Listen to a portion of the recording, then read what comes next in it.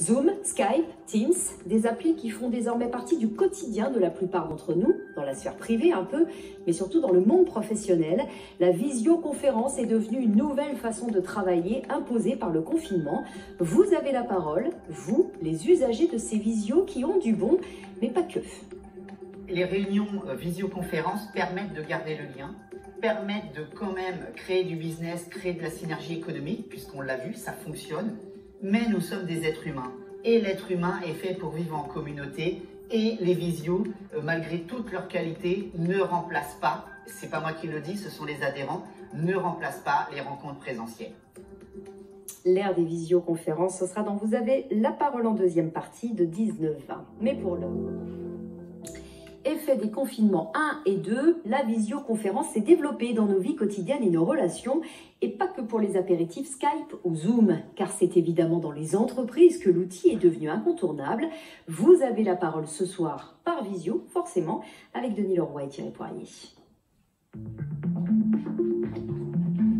La visioconférence gagne du terrain dans le monde professionnel. On va vérifier ça tout de suite en rejoignant une rencontre de porteurs de projets, de chefs d'entreprise en visioconférence du côté de Saint-Nazaire.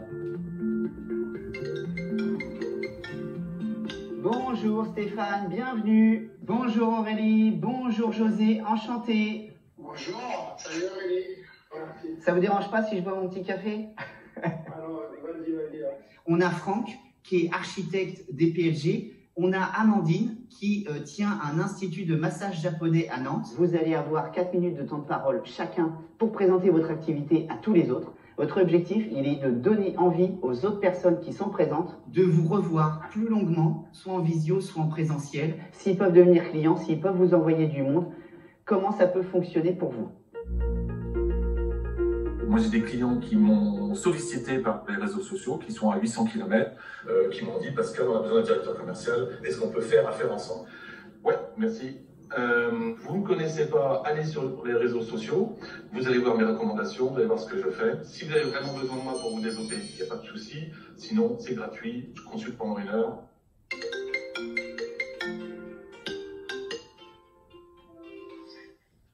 Bonjour Denis. Bonjour François.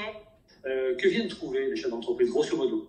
Ils viennent trouver des partenaires, ils viennent trouver des clients, ils viennent trouver des associés, des donneurs d'ordre. C'est la première chose et la principale. La deuxième chose que les chefs d'entreprise viennent chercher dans le réseau, c'est aussi côtoyer leurs pairs. C'est-à-dire que quand on est chef d'entreprise, bien souvent, on est isolé, on est seul et on le ressent au quotidien. Et on a besoin des fois de cette bouffée d'oxygène, de cette bouffée d'air. José, c'est à toi. Allez, tu as 4 minutes. Je m'appelle Jocelyn Ramos, je suis courtier en crédit pour entreprise avec Access Crédit Pro. Sais-tu mesurer la chance supplémentaire qu'a l'entrepreneur à passer par toi qu'aller voir directement sa banque? En fait, nous, on a un taux de réussite sur projet à hauteur de 85%. Bonjour Emmanuel. Bonjour Denis. Alors pendant la discussion, j'ai retenu votre profil. Cette activité regroupe des services de conseil en aménagement, décoration intérieure et sciences du feng shui pour les professionnels et les particuliers.